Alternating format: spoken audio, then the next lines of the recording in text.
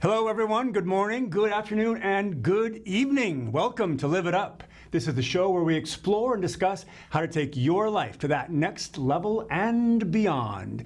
We cover health, wealth, relationships, and how to create a life you absolutely love. I'm your host and coach, Fletcher. Amy is out today, so we're going to be talking with two powerful women from Manson, Washington, who have made it their business to help others become powerful. Together, they own and operate Be.Fit.Chelan. And the reason I invited them on the show is because I've had the privilege of going through some of their boot camp workouts, and I loved the results that I got as a result of their trainings. And I also noticed that so many others were getting really outstanding results.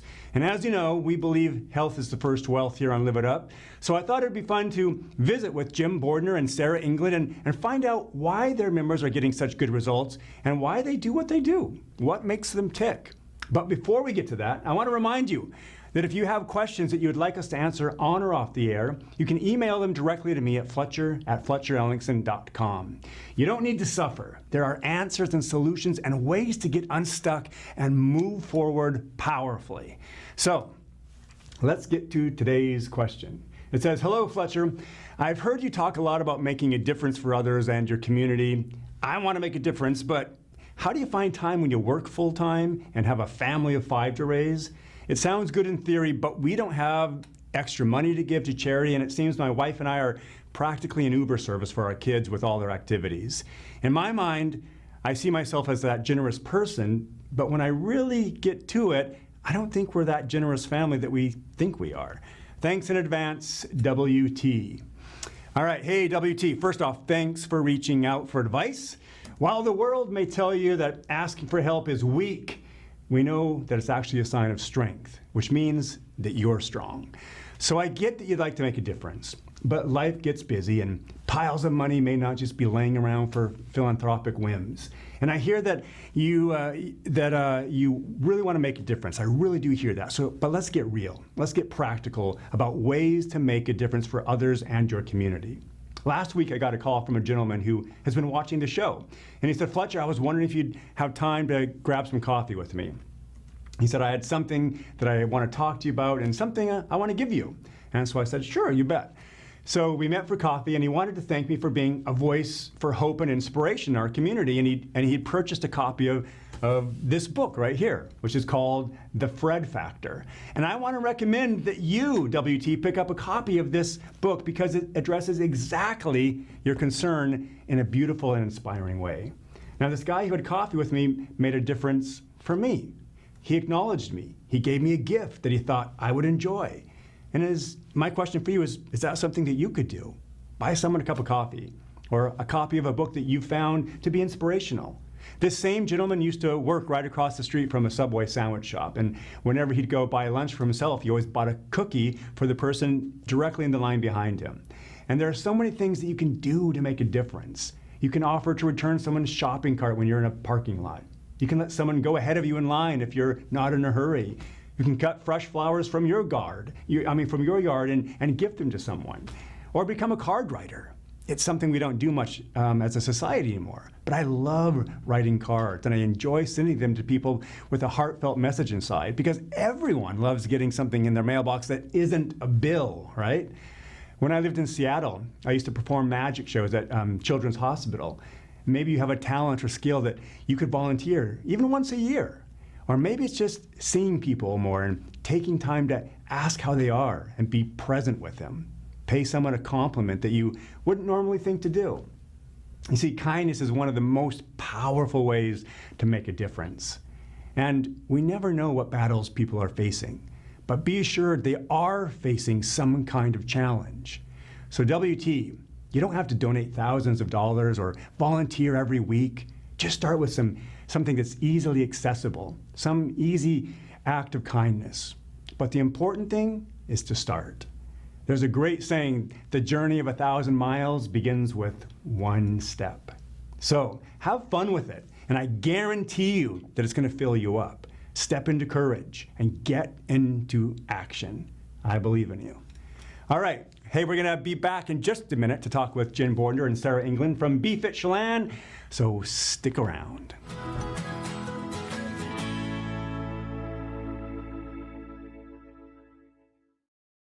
Hey everybody, welcome back to Live It Up. I'm Fletcher Ellingson, and today on our show we have Jen Bordner and Sarah England from Be.Fit.Chelan. They have made it their business to empower other people and provide an opportunity for them to get fit. So thanks for being on the show, guys. Thanks for having us. Yeah, my pleasure. So as you know, I've got some questions for you.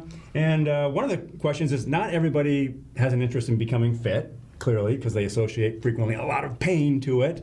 But that's not you guys. I don't know what you associate to it, but you guys definitely are in there and have made it your business. So what's made the difference for you? Why did you guys be like, let's do this? Well, to start out, I had back surgery 5 years ago and was 30 pounds heavier. And through that process of recovery, I was in bed for a good 3 months and after that point, started to really work on getting strong and healthy, and realized how much I love to exercise and how much it helped me in my recovery, as well as my mental outlook. I had struggled with depression through a lot of my adult life, so I realized how much it helped me, and then I decided over time that I wanted to get certified, and then I started teaching classes, and it was like I just realized how much I loved it and loved helping people who were in that place that I was in. Yeah. And then Sarah, she was this person that we'd work out every once in a while together, and she was this sweet but like totally tough, strong girl. And I loved it because she would do all these things that I never wanted to do at the gym because it was too tough. And so we ended up partnering up, and yeah, it's been awesome. Yeah, well, I love what you said. First of all, so you used it as a way of getting your life back on track physically, but also you said it made a difference for you mentally, right? Oh yeah, mentally, emotionally, physically, spiritually. And that is, and also what I love about that is there's so much science to back that up, like how physical activity helps us, it helps the release of, stimulates the chemical release of all those feel-good chemicals, right? Endorphins, yes. Yeah. And so you actually literally feel better mentally and as well as physically, which is, and if we can just remember that, on the days we don't feel like going to work out, right? Like, I'm going to feel better after this mentally and physically. For sure. Yeah. And I know it's actually been shown to be a natural antidepressant. Exercising, getting those endorphins going, for sure has helped me a ton. So, yeah. Cool. And how about you, Sarah? Well, fitness and sports have kind of been a part of my life all growing up. But I feel like it wasn't until I was an adult that I really became passionate about it and wanted to learn more about it and started actually weight training. And I had a couple of friends, Jen being one of them, that were kind of mentors or people that I kind of looked up to myself, that, kind of made the difference and kind of helped with that passion. But I would find myself in the gym just kind of watching people and seeing that maybe they needed a little help with their form, or maybe it seemed like they needed some encouragement. And this went on for a little while until I just realized this was something that I kind of wanted to do and could do. Jen had kind of started things and had gotten certified, and it was just something that I thought, I think I want to do that too, because it was just, I just felt myself really kind of wanting to help and encourage. So, and isn't it cool, like when things unfold like that, you notice like you have this orientation, this like, wow, this feels good, when I'm doing this, and then you just kind of get into action around that, and things begin to unfold into a new adventure. I have to say it was scary too. Yes. But it was like exciting scary. Like I knew I was doing what I should be doing, but it was hard and it was scary, and putting yourself out there.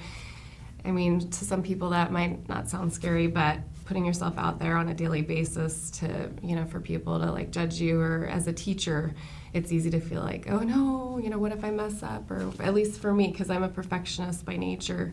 So to just realize like people still love you even if you mess up. And I definitely felt like it was something that I was called to do. So it was pretty Well, I appreciate you bringing that up, because every entrepreneur has fear. I mean, I don't care how confident they look, every entrepreneur has fear. But what I always tell my clients is the beautiful thing about fear is that fear never travels alone. Wherever fear goes, there's the opportunity to step into a courageous way of being. You cannot be courageous without fear being present. It's so true. You simply that's cannot, true. right? Yeah. They go Yeah. together, and it's whichever one you're going to focus on is going to bring about the desired results, right? So anytime fear is like, oh, sweet, I'm fearful. Oh, great, that means I'm going to be courageous, Yeah. right? Yeah. And then you focus on the end result Yeah. when you're step into that courage and go through your fear. I love that. So cool. Yeah. What do you guys love about your business? What do you love about seeing those people showing up and working out? You want to start? Want me to start? Well, I was telling Jen earlier, I feel like I hadn't ever worked outside of the home until now, and I've just been raising my kids. So it's kind of nice to have that adult conversation. Yeah. Somebody that's not a 5-year-old. But I've loved meeting all of these new people and just kind of hearing the story of where they came from, why they're here, what their goals are. And then just kind of being able to watch that transformation happen. I love it. Their confidence grow in themselves and them becoming comfortable with the equipment and then just becoming stronger physically. So Yeah, that's I've loved that. That transformation process is so cool to see and watch and be a part of. Yeah. And really, it's them learning to find that strength in themselves. It's not so much, we're just a facilitator of that, but it's pretty cool to see when it starts to click and register that they are capable, that they can do this, that they can get stronger, that they can get healthier, Yeah.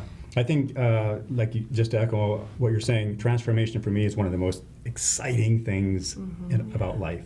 I love it. Like, I'm addicted to it. I love seeing people transform their lives, even just at one area of their life, and that's what you guys are seeing too. And one of the reasons why I used to love going to it, right, is because the people that would show up on a regular basis, you could see their bodies physically transforming, but not only that, their energy and their self-confidence, like you said, it is inspiring, and that feels good. Like, you want to be around that, right? Yeah, It's for really sure. cool. Yeah. And they all kind of come to class at different fitness levels, but everybody's a little nervous first few times, no matter what level they're at. And Yeah. so it's really neat to see that confidence grow. Yes, Yeah. yeah, and there's a real camaraderie that I was able to see there too. People were like very encouraging of each other, no matter what the level was, like, because it's not a competition, right?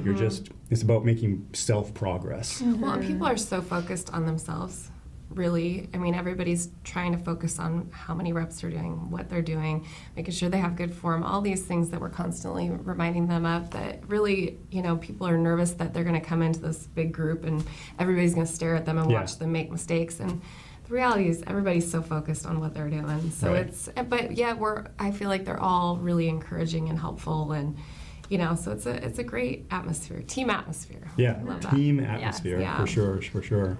Let's see, we're gonna take a quick break. We'll be back in just a minute, so stay tuned.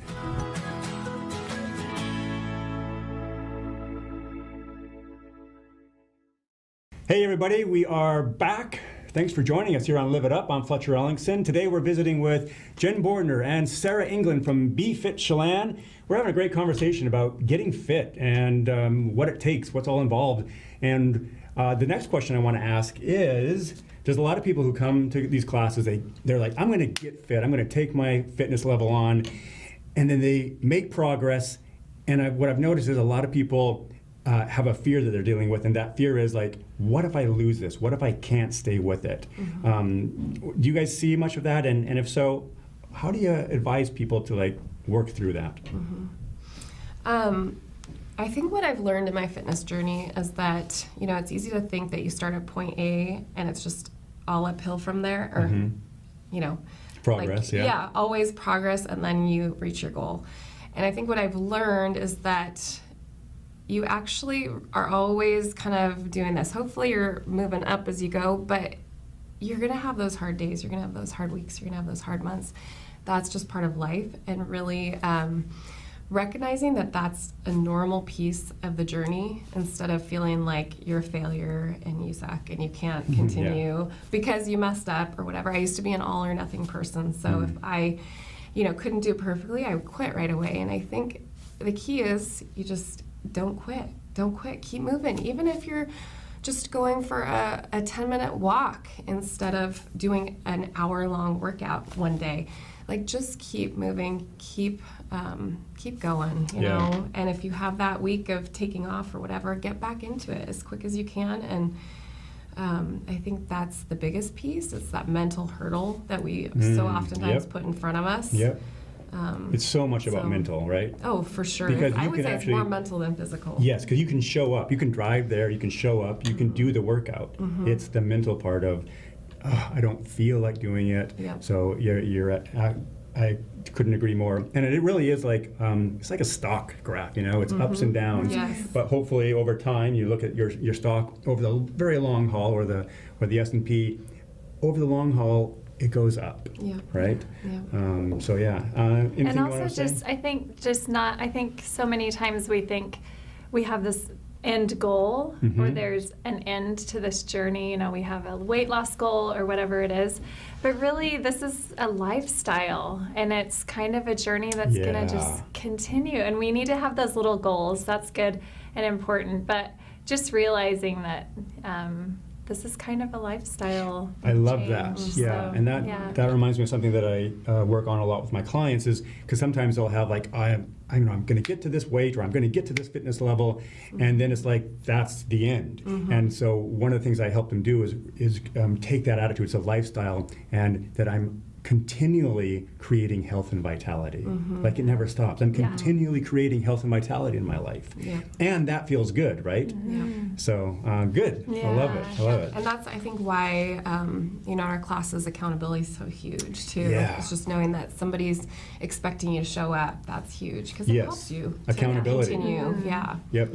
Yeah, it's easier to do it, for me personally, it's easier to do it when I'm working out with somebody, you know, whether it's just one friend or two friends or in a group, you have that accountability. Yep.